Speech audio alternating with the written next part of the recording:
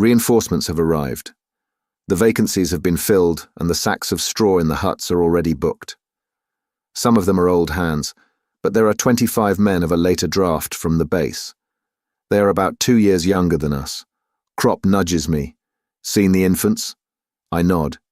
We stick out our chests, shave in the open, shove our hands in our pockets, inspect the recruits, and feel ourselves Stone Age veterans. Kaczynski joins us. We stroll past the horse boxes and go over to the reinforcements, who are already being issued with gas masks and coffee. Long time since you've had anything decent to eat, eh? Kat asks one of the youngsters. He grimaces. For breakfast, turnip bread. Lunch, turnip stew. Supper, turnip cutlets and turnip salad. Kat gives a knowing whistle. Bread made of turnips? You've been in luck. It's nothing new for it to be made of sawdust. But what do you say to haricot beans? Have some? The youngster turns red. You can't kid me. Kaczynski merely says, Fetch your mess tin. We follow curiously. He takes us to a tub beside his straw sack. Sure enough, it is half full of beef and beans.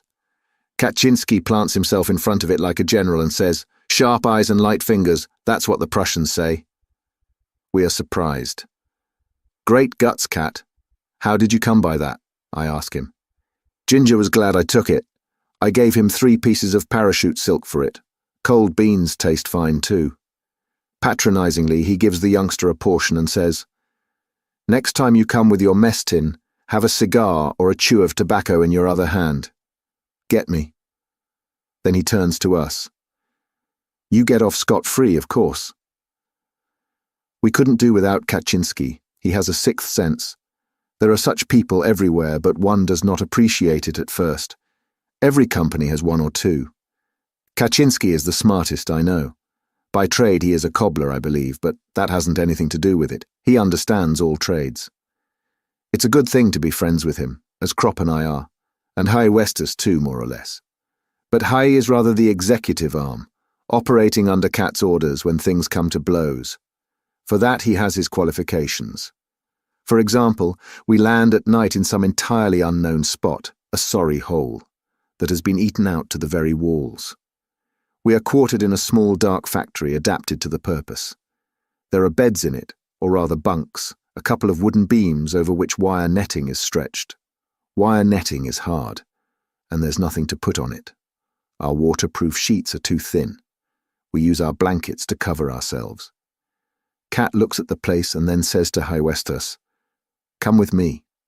They go off to explore. Half an hour later they are back again, with arms full of straw. Kat has found a horse box with straw in it. Now we might sleep if we weren't so terribly hungry.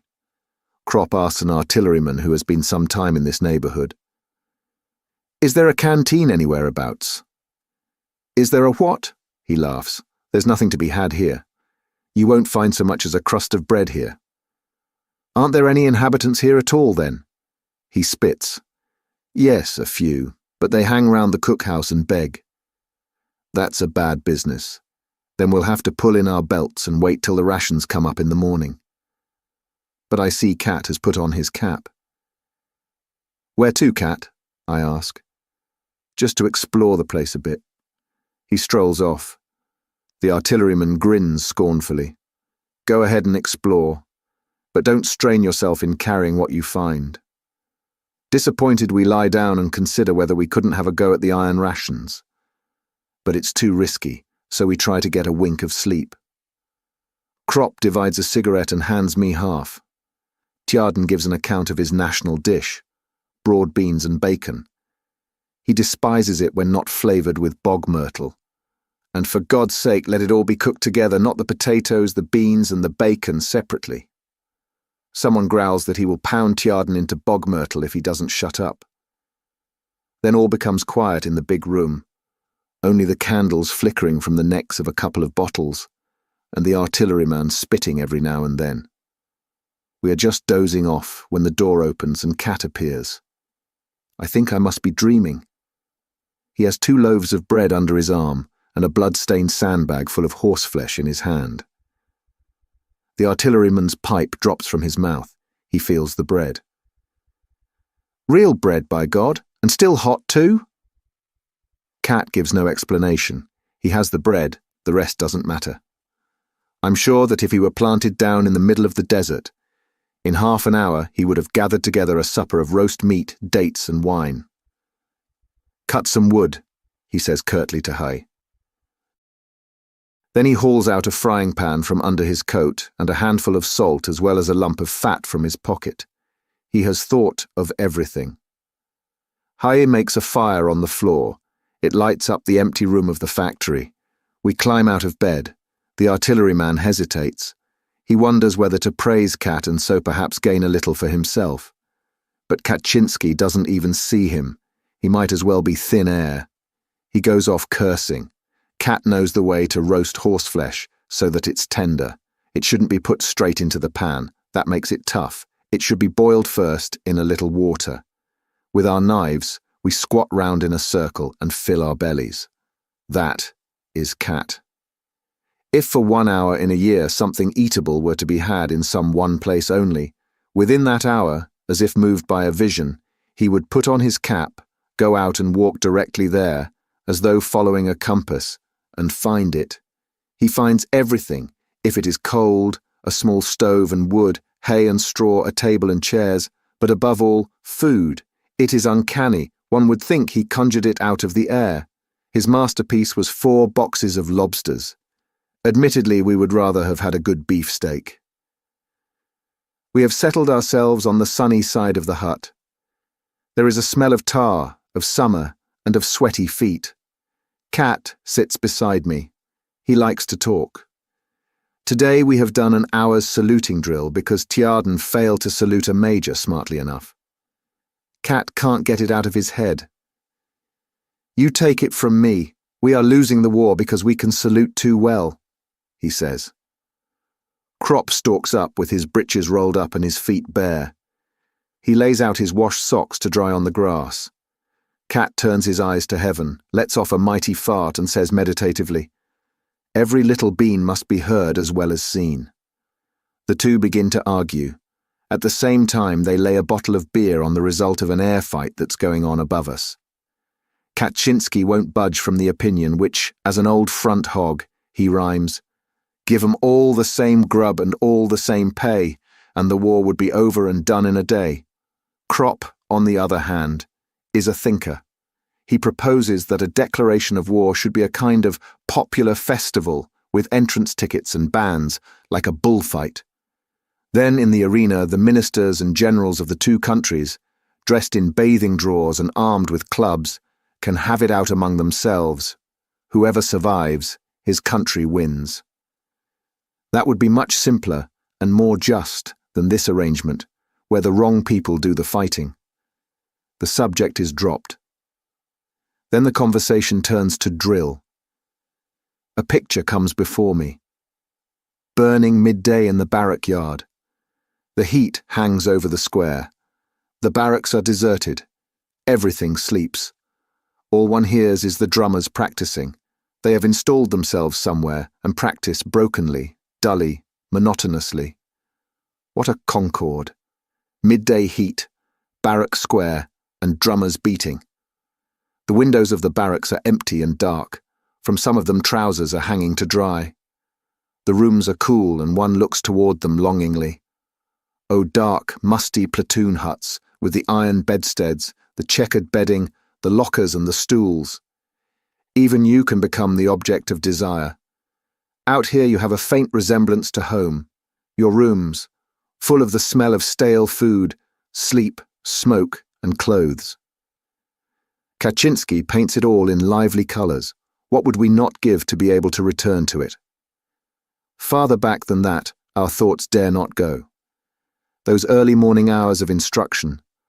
What are the parts of the 98 rifle? The midday hours of physical training. Pianist forward. By the right, quick march. Report to the cookhouse for potato peeling. We indulge in reminiscences. Krop laughs suddenly and says, "Change at Loan."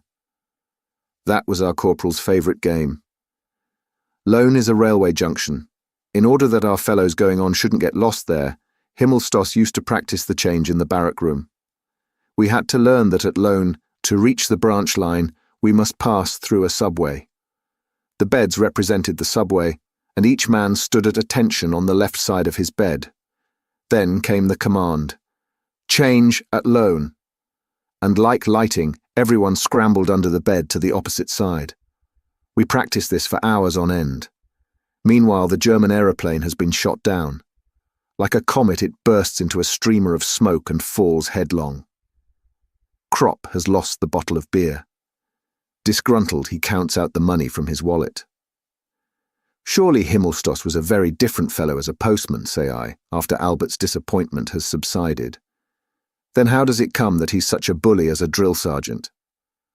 The question revives Kropp, more particularly as he hears there's no more beer in the canteen. It's not only Himmelstoss, there are lots of them.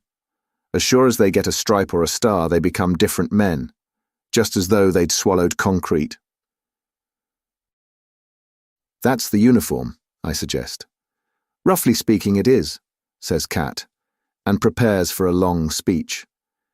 But the root of the matter lies somewhere. For instance, if you train a dog to eat potatoes, and then afterwards put a piece of meat in front of him, he'll snap at it. It's his nature. And if you give a man a little bit of authority, he behaves just the same way. He snaps at it too. The things are precisely the same. In himself, man is essentially a beast, only he butters it over like a slice of bread with a little decorum. The army is based on that. One man must always have power over the other. The mischief is merely that each one has much too much power. A non-com can torment a private, a lieutenant a non-com, a captain a lieutenant until he goes mad. And because they know they can, they all soon acquire the habit more or less. Take a simple case. We are marching back from the parade ground, dog-tired. Then comes the order to sing. We sing spiritlessly, for it is all we can do to trudge along with our rifles. At once, the company is turned about and has to do another hour's drill as punishment. On the march back, the order to sing is given again, and once more we start. Now what's the use of all that? It's simply that the company commander's head has been turned by having so much power, and nobody blames him. On the contrary, he is praised for being strict. That, of course, is only a trifling instance, but it holds also in very different affairs. Now I ask you, let a man be whatever you like in peacetime. What occupation is there in which he can behave like that without getting a crack on the nose? He can only do that in the army. It goes to the heads of them all, you see. And the more insignificant a man has been in civil life, the worse it takes him.